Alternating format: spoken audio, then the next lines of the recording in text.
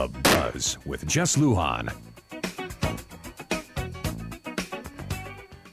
Good evening, Guam. I'm Jess Lujan. Welcome to episode 4 of Political Self-Determination. Last week was a lot of fun with those ladies in regard to the Surahanas in training, right? The apprentices.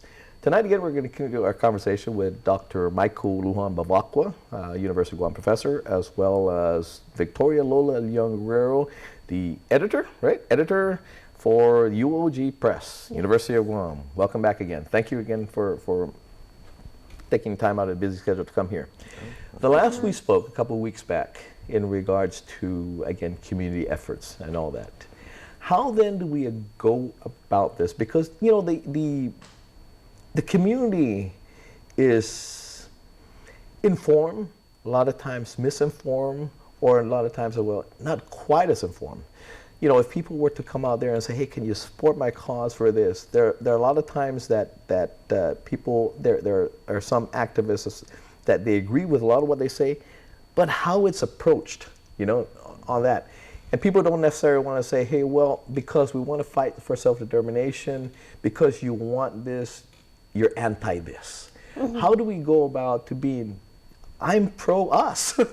Yeah. The other thing I think that's more common is if we exercise this right, does that mean we have to go back to living in huts, or we have to give up on everything that we have and that we've become comfortable with today? Oftentimes that's a fear. Another fear that people have is that you know, this lack of confidence in local leadership. So a lot of times when we have this conversation, people will say, well, look at Guam. They keep messing up now. How are we going to be able to do this on our own? And so both of those things are inaccurate. So if we take a look at, do we have to return back to the way our ancestors lived over the past 4,000 years? Well, not necessarily, not if we don't want to. We can, as a people, sustain our lives as we know it today, and maybe even gain from the knowledge of the past to make our lives better without sort of all this outside influence, right? A very big and clear example would be how we get our food, right? That so much of our food, almost all of our food is brought in on a ship, and these ships come from US ports, which is really expensive, and we continue to see the cost of food increasing.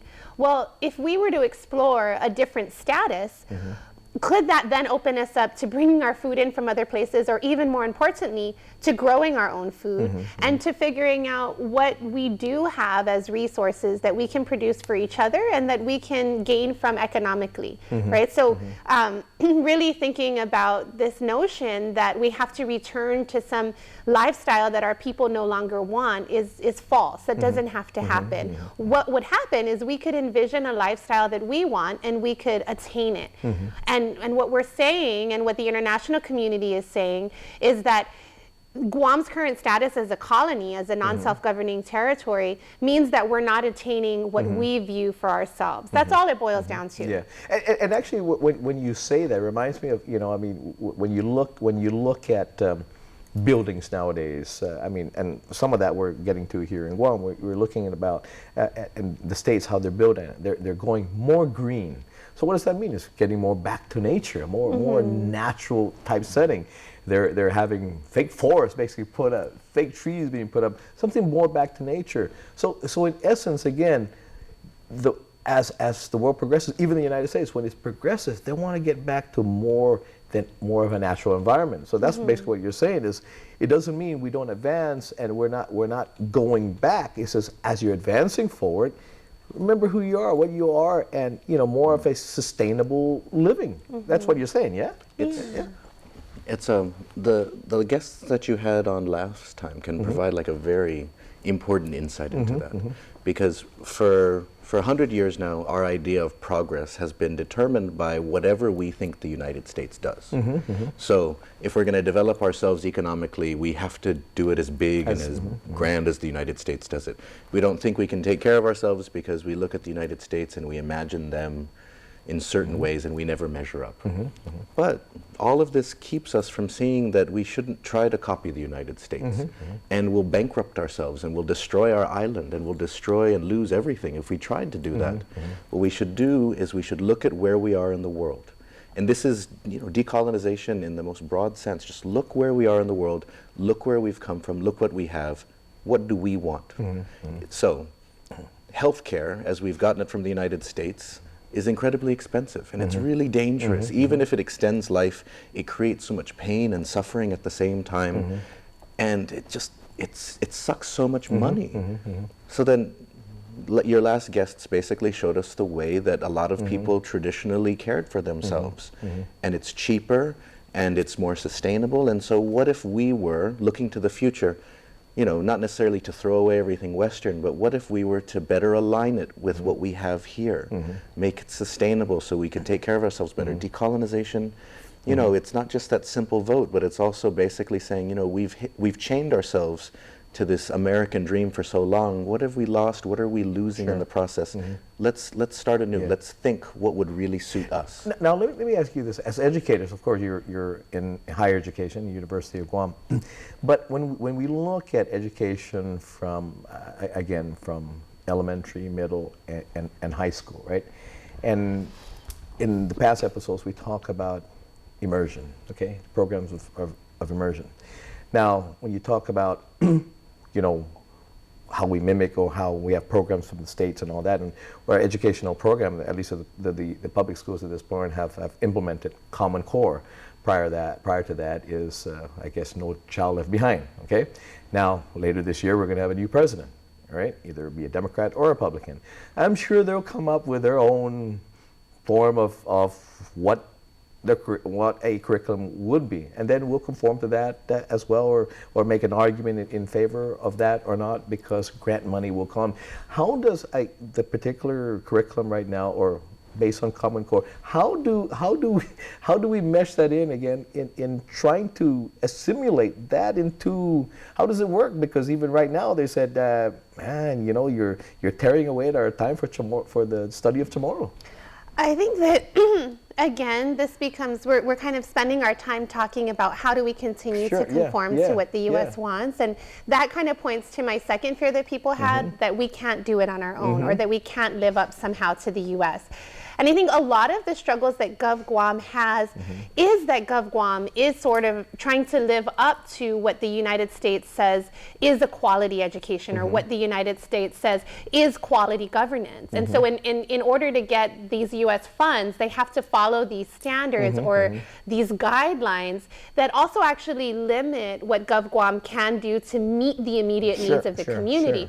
So we're taking this model for someplace very far away and applying it to our small island community, and it's not a direct fit. UOG has these the Center for Island Sustainability. It's not a one size fits all. No, so the one of the sustainability conferences, an expert on island sustainability came, and one of the things he said in his keynote was that Guam cannot look to a U.S. city for how to shift its energy consumption. Guam has to look to other smaller islands that are similar in size and also in geography and in peoplehood and in history for these kinds of models. Because when we look to this huge country and think that the way that they design their streets or the way that they design their schools are how we should do that, but we're this small island and it's clearly not working, then therein is where the problem lies. But Gov Guam is so bound to what the federal standards or regulations are